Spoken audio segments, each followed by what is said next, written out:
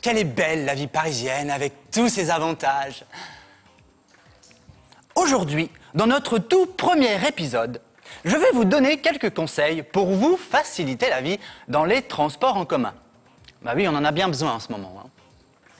Tout d'abord, concentrez-vous sur le son de ma voix. Et imaginez-vous dans le métro. Vous êtes tranquillement assis, bien content d'avoir pu trouver la dernière place libre. Et vous n'êtes pas prêt d'en bouger. Et là, c'est le drame. Quand soudain, une dame âgée rentre dans votre compartiment. Pas de bol, vous vous rendez compte qu'autour de vous, il n'y a que des vieux et que vous êtes le seul jeune assis. Tout le monde commence à vous regarder avec insistance et la grand-mère aussi avec un regard très inquisiteur. La bienséance consisterait tout simplement à lui céder la place. Mais heureusement que tonton John est là. Que faire ? Bien, c'est très simple. Pensez à elle, aidez cette vieille dame. Soyez courtois et altruiste. En somme, appréciez votre confort et laissez-la debout. C'est très bon pour la circulation du sang. Ça permet également de renforcer leurs os mous. Bah oui, hein. Et surtout, ça leur évite d'avoir des escarres. Bien oui. Les vieux, ça n'a que ça à faire que de rester assis à ne rien faire. Alors, un peu d'exercice, que diable! En complément de 5 fruits et légumes par jour. Maintenant, détendez-vous, fermez les yeux et imaginez encore. Vous avez passé une nuit bien agitée. Vous avez la tête dans le cul Ricky l'homme vité et vous êtes d'une humeur assassine.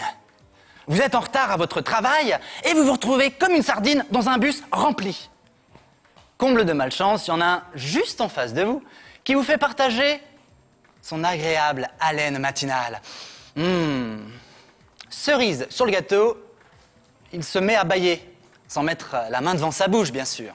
Alors, l'habitude et la résignation consisteraient tout simplement à couper votre respiration jusqu'à devenir un petit peu violet. Heureusement, tonton John est là. Que faire alors ? Mesdames, messieurs, pensez à vos concitoyens. Le matin, au petit déjeuner, proscrivez maroilles, cigares et whisky. On oublie. Par contre, mâchez directement des bouquets de persil frais. Brossez-vous les dents 5 fois d'affilée, de préférence avec une brosse à chien-dents et de l'eau de javel. Vous pouvez aussi faire des gargarismes pendant à peu près 30 minutes avec de l'alcool de menthe. Et dans le meilleur des cas, eh bien, même si vous n'avez pas la grippe A, portez un masque.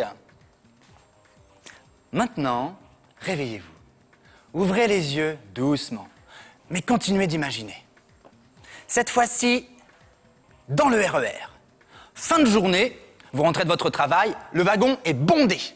Vous vous retrouvez tout seul, complètement compressé, tout en sueur, assailli de tous les côtés, avec des éternuements, des bâillements, de la quinte de tout, des cris d'enfants, des insultes, des odeurs multiples et nauséabondes, et des visages moroses et fermés. Mais heureusement que tonton John est là. Qu'est-ce qu'il faut faire ? Eh bien, riez ! Riez donc un bon coup. Ça fait tellement du bien et puis c'est tellement drôle quand on assiste à tout ça, hein, n'est-ce pas ? Alors, à tous ces gens pressés, à tous les timbrés, à tous les blasés, à tous ceux qui sont énervés et tous ceux qui sentent mauvais, merci. Merci de nous apporter de la joie, de la bonne humeur, de la surprise et de la découverte dans ce climat d'indifférence.